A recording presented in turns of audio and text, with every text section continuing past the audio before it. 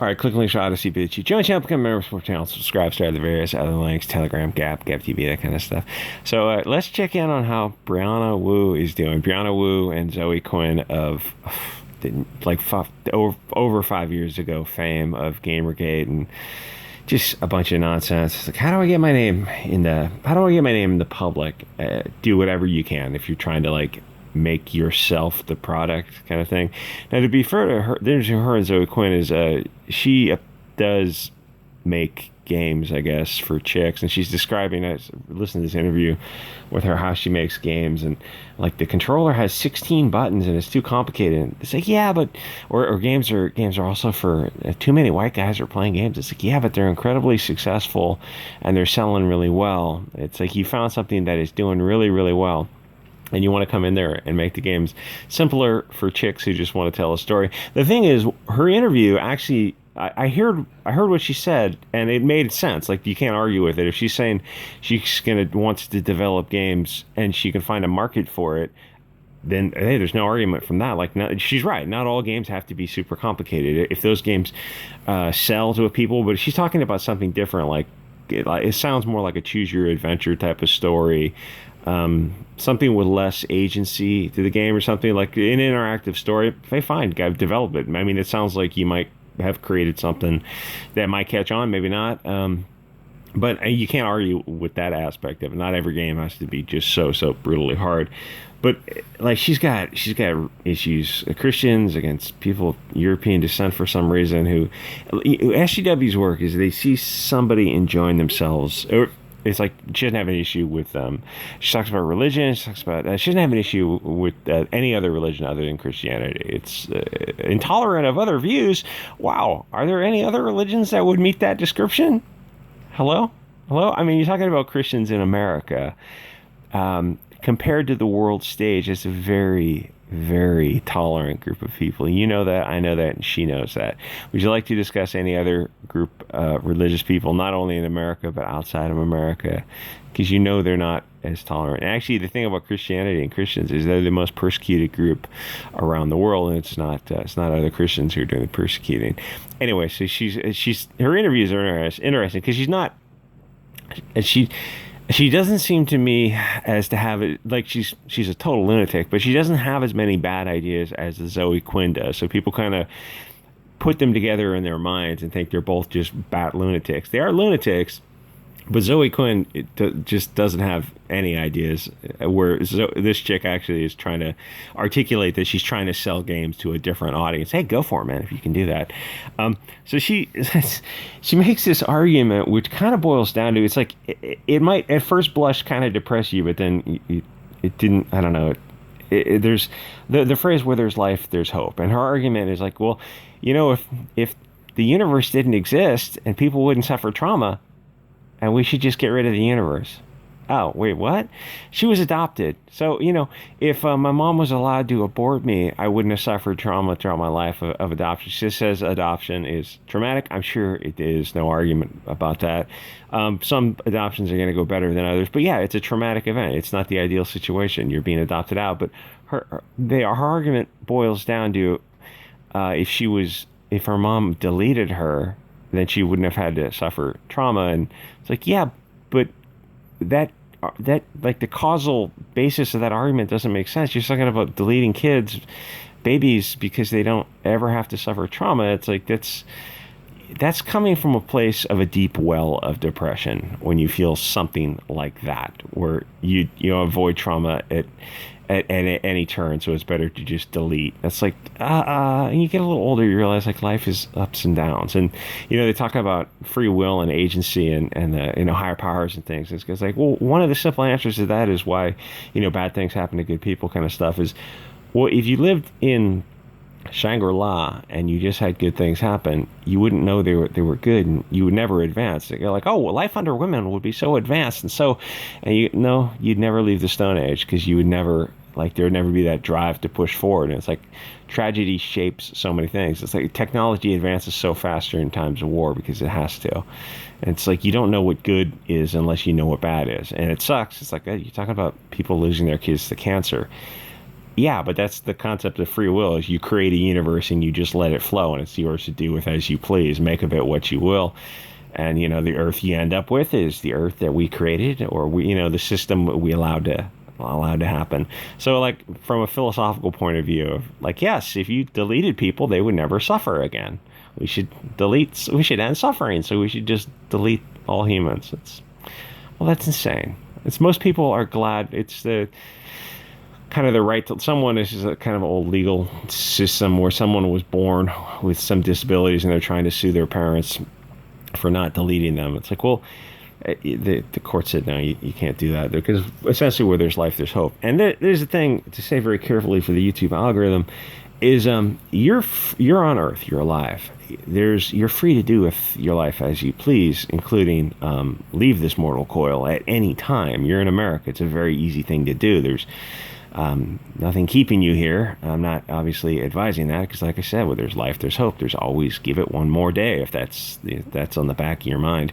And no, I'm not projecting or anything, but like, that's always an option for people. Oh yeah, you hit a certain age, you come down with cancer, you're like, okay, I'm going to go out on my term. Hey, fair enough.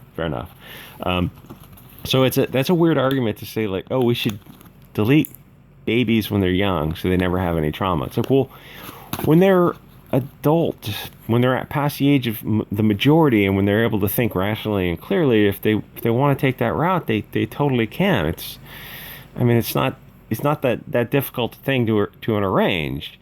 So that's your argument is like, you don't want the universe to exist so people wouldn't suffer trauma? Well, what about good times too? Because people all around the world have got good times. Her argument is weird.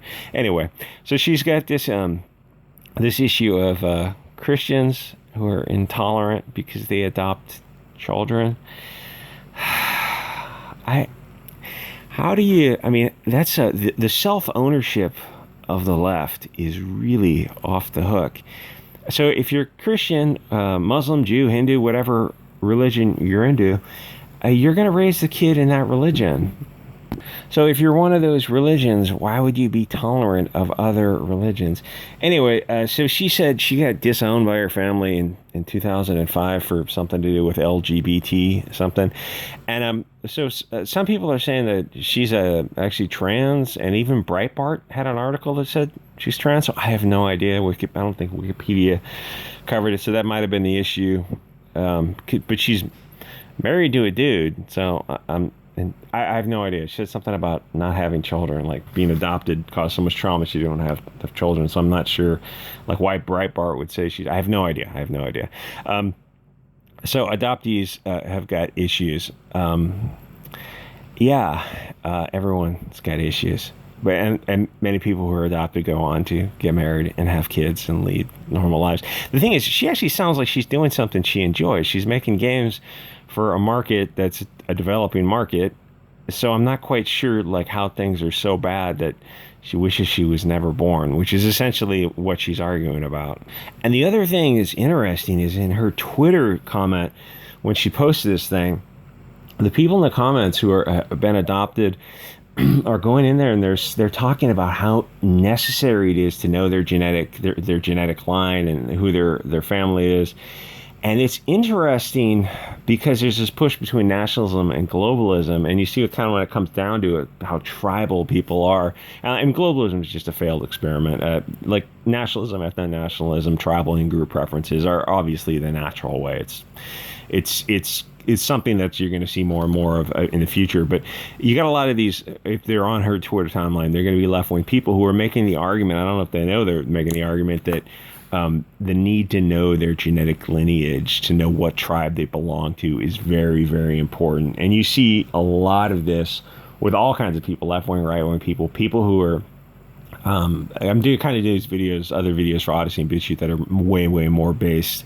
Just an honest, open discussion about things that are not allowed on YouTube, where there's people are so desperate to recreate this community, because America is a very young country and it's been so subject to so much change over its existence that it never had time. People go, America has no culture, and they used to be really offensive. It's like, Yeah, there's a point to that. It's like it's too young a country to have developed. It's like America should have shut its doors when it got started. Should have shut its doors hundreds of years ago and just allowed America to grow up to be Americans, and it would have fixed itself. It would have, but America just was opening the doors, and so many people came in. It's like things where people were moving around. Americans never really settled down and settled roots. And even if there were some families that did, for sure there are some families who've been in areas for generations. I mean, keeping in mind the country is only a country since 1789, if I remember right.